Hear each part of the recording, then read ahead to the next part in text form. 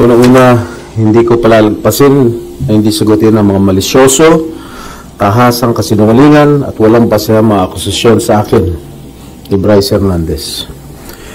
Hindi ako papayag na makaladkad ang aking pangalan sa mga pahayag na katang-isip at gawa-gawang salaysay.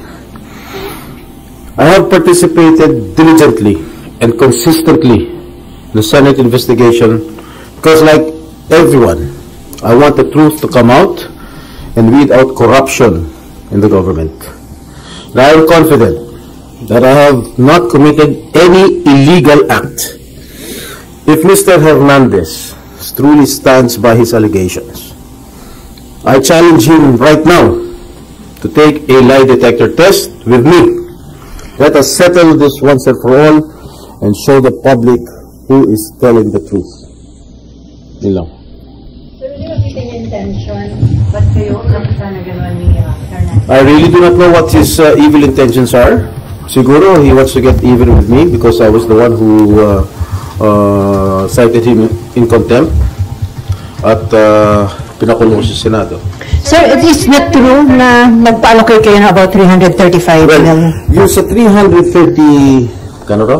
335 million, lahat siya nasa GAA.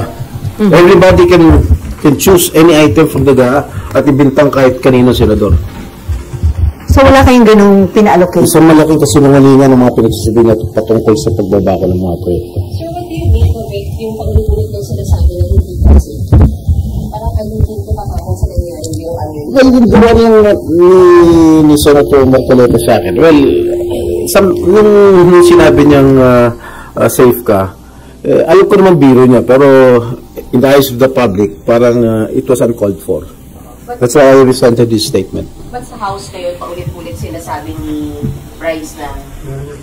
Well, siguro kinuha lang niya yung kahapon yung pagbiro ni Senator Marcoleta sa akin. Sir, kanina, napanabilang naman. A little bit. Ano mo unang alam niyo, sir? Parang napamura kayo? Naggalit talaga ako. Talaga napamura ako. Napakasinungaling nitong taong to. Because first of all, hindi ko siya kilala. And I have never met that guy. Just common sense.